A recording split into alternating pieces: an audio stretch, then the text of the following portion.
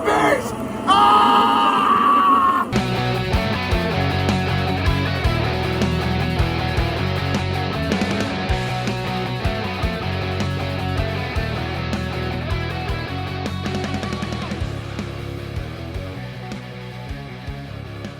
Hello and welcome to another episode of Not the Bees, the Nicolas Cage filmography podcast. I'm Elizabeth. And I'm Megs. And this week we watched the autistic gunslinger movie, The Old Way. This movie came out in 2019? Is that right? No, 2023. Oh, really? All right. This movie came out in 2023. It's Nick Cage's first and only Western, and it has 33% on Rotten Tomatoes. Is that a lie?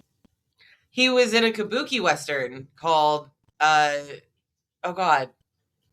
I remember Prisoners that of the movie Ghostland. now. Yeah. He was also in another Western in 2022. I don't know if we haven't seen it. I don't know if it's in our list. Maybe it just didn't get released, but it's called Butcher's Crossing from 2022.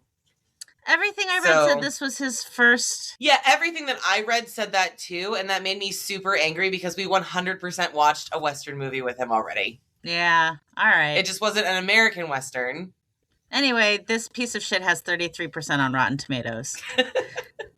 In 1878, in the Montana Territory, gunfighter Colton Briggs is a member of an extrajudicial posse organized to arrest and hang the brother of Walter McAllister, a notorious bandit. Walter and his men try to foil the public execution, resulting in a shootout that leaves Colton and McAllister's son, James, as the only survivors. Colton assures Walter's brother that he won't kill him. His execution was merely a feint to force his brother out of hiding. Enraged, the younger McAllister tries to shoot Colton in the back. Without hesitation, Colton guns him down and calmly rides away as Walter's young nephew, James, watches. 20 years later, Colton is a changed man. Under the influence of his wife, Ruth, he has become a respectable, clean-living merchant with a general store and a small farm, raising a 12-year-old daughter named Brooke. To Colton's dismay, Brooke is defiant and unruly. He notices that she is also emotionally withdrawn and unable to behave like normal folk, traits that remind him of his former life. 4 men ride up to Colton's farm one day while he's at the store.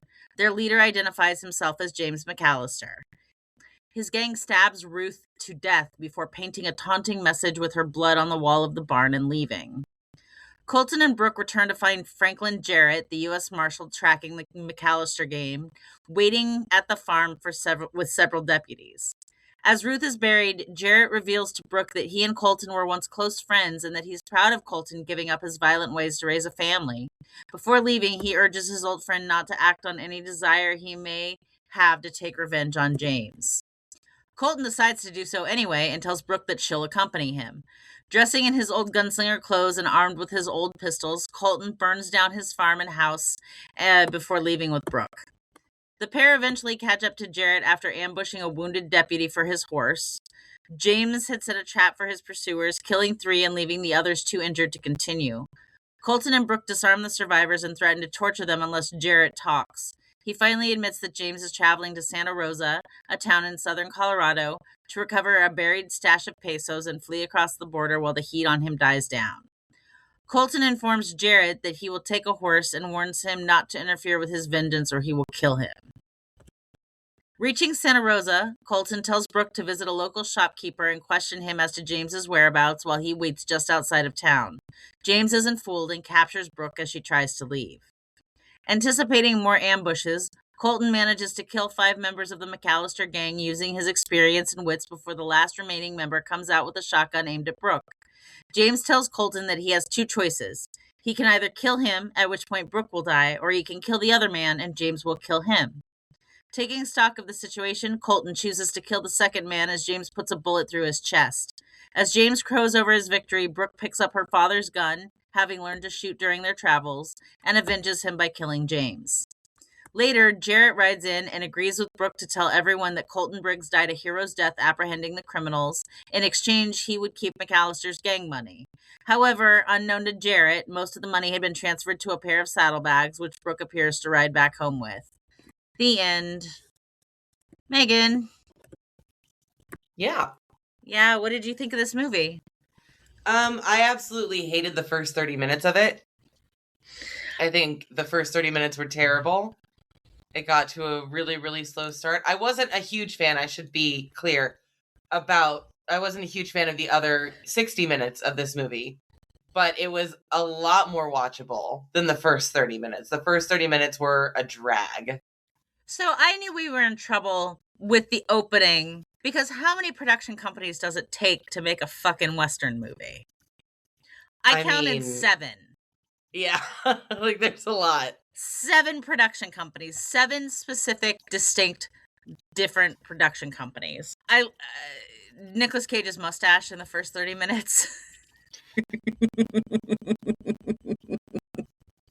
It was a good mustache. It was a bit tawdry. It was a bit much for the scene itself, but it was a good mustache. It was a terrible mustache. It was a terrible mustache. It was a terribly good mustache, my good madam. But it was also unnecessary, and it didn't look like it fit his face. Let's talk about the cast for a minute. First of all, you've got Nick Searcy as the marshal, and I love him. Love him. Ryan Kira Armstrong as his daughter. Who plays Brooke. Is amazing. She's the new vampire slayer in the Buffy the Vampire Slayer reboot. I know. I am so excited for this now. And she is an actual, like, kid. Like, she was 12 when they made this movie. She's 15 now. Yeah. Like, and she's got range. Did you also clock that the guy that played James McAllister was the guy that played his son in Score to Settle? Yes. Yeah. Same guy. So he's working with him, I was like, too. Where do I know this guy from? And I had to look it up, and I was like, aha. And he was really, really good. He was really good. Outside of that, I mean, we did have some talent in this movie, but it was not very well written.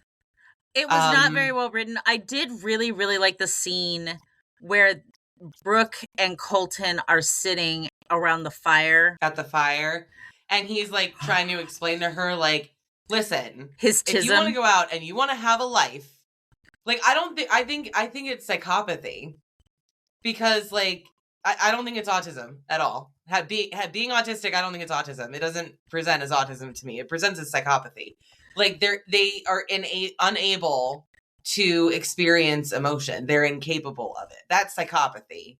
Like, it's not impossible for them to experience it, which is why Colton's only time experiencing it is when his wife is murdered, when he tells her that, like, he feels like part of him died, and he'd never experienced that before. And she still hasn't cried, but, like, she's trying. She cries when he dies. Hard. She cries when he gets gunned down. Do you know what it reminded me of? Like, the way that they played it? Do you remember Supernatural? You remember the second prophet after Kevin? The older guy? At some point, like, he loses his soul in, like, season 12 or 13.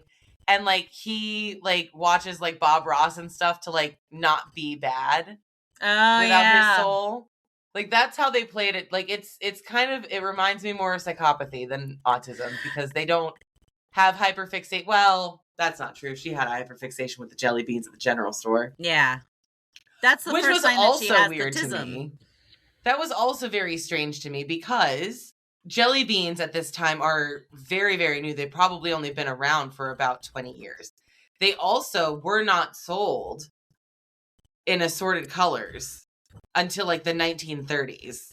So the fact that he's got a big old jar in his general store of, like, assorted colors, and then she spends her entire day off of school in his store with him, individually polishing and sorting every color. Yeah, that's a bit tism to me. Yeah. Yeah. That definitely is. But it's also like, she's like, this isn't correct for this time period. They need to be separate. I thought their dialogue was actually really good. I actually think that their abilities and their chemistry on screen played so well that it didn't actually matter how badly written it was. I agree. With the two of them. I agree. And I feel like Nick Cage was born to do a Western, like a classic Western like this. He was really good in this role. I don't disagree. I think he was really good in this role as well. It would have been nice to see him do a classic Western when he was younger, just for, like, more actiony stuff. But I really enjoy the addition of the child. Yeah. That he's been denying that she's exactly like him her entire life. and now he can't anymore. And now he's like, well, fuck, I guess I have to teach her how to be, you know, a piece of shit because it's the only way that she's going to survive in this world. Right. And he does. And she's badass in it. I really liked in the gorge when they're first following, when the posse, the Marshall's posse is first following the McAllister gang. And like, he's got 4 people. It's him and 3 other guys on the way to go and grab the pesos. And like, one of whom is Clint Howard. Yeah. Which was awesome. So the Marshal has like 5 other guys with him, and they're riding through this gorge.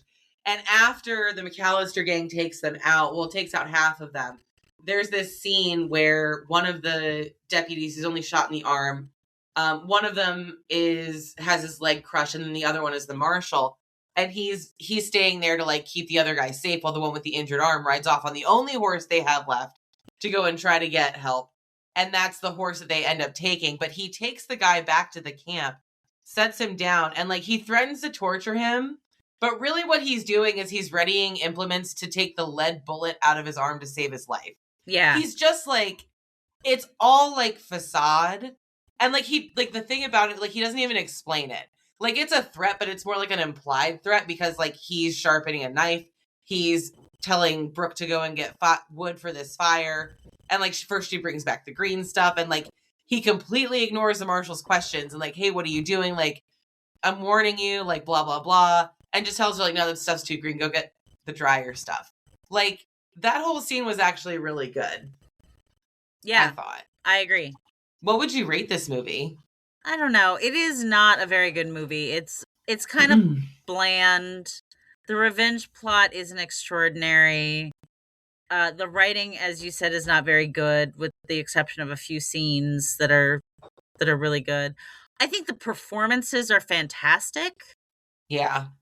But the movie itself hangs so thinly that it kind of relies on the chemistry between the characters. It really does. So I want to say like a B-, C+.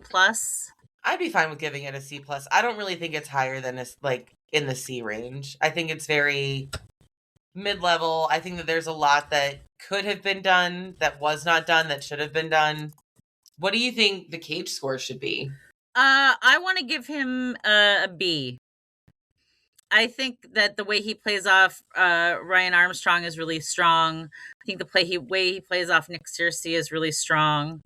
I think he is doing this really intense brooding of a performance just to hide the fact that he has autism or psychopathy, one of the two. Yeah. No, I agree with that. I would give him a B. A B? I would give him a B. Yeah, I mean, it wasn't a very, like, cagey role, but there was a performance that was there. There was a performance that was not an easy thing to pull off. And being the amazing sort of actor that he was able to pull it off. But yeah, I wouldn't give him anything higher than a B. Yeah. Because, I mean, there were too many problems. And, I mean, he was carrying the movie. I feel like... Oh, yeah.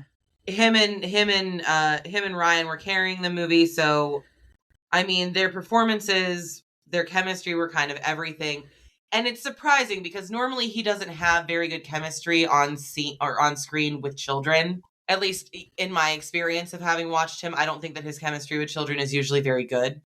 But this one was very good. So I think the B is warranted. I think it's warranted. I watched the trailer before I watched the movie, and the trailer was like Academy Award winner Nicolas Cage. And just, man, people love to put up Academy Award winner Nicolas Cage. Like, that Oscar has gotten him so much work. It really has, yeah. Because there's no need to put that there. But this is just Cage taking another role that, like, I don't know if he did this for money or if he found something really interesting in it. But this is just another role that he could have passed on. I mean, he really hasn't done a classic Western before. That might have been the motivation. That's true.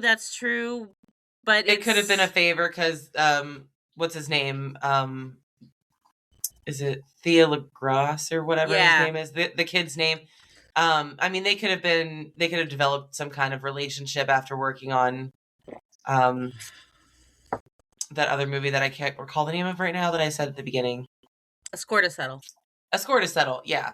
I don't know. I mean, it's also kind of a departure from his normal roles. It's not the kind of stuff that he normally does. Yeah. But it did remind me a lot during this of his character in the Humanity Bureau.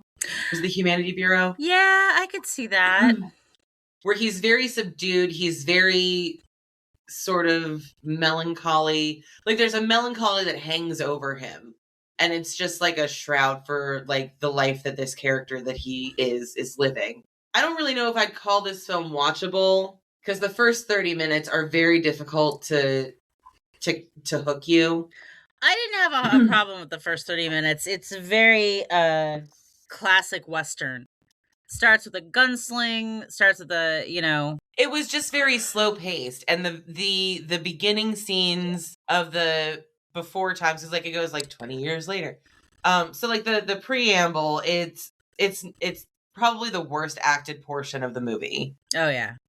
It's just not good. It's also the most crowded scene. Yep. In the movie, it's got the most people. So it's very busy and it's not very well put together. So for me personally, it was very hard to hook me, but I guess it was passably watchable after that. Stakes are stakes. They're not super high, they're not super low. They're just kind of there. But no, yeah. I agree with you. So, I mean, there you have it, folks. It's a movie that we're just not all that enthusiastic about, in spite of the performances, which are really, really good. So maybe you want to check it out. It's called The Old Way. That's going to do it for us this week. As always, we are on Instagram at Not the Beast Pod. We are on YouTube and all of your podcasting apps. And we are on Patreon, if you feel so inclined, at Not the Bees. But for this week, I've been Elizabeth. And I've been Megs. And we'll catch you next time, folks.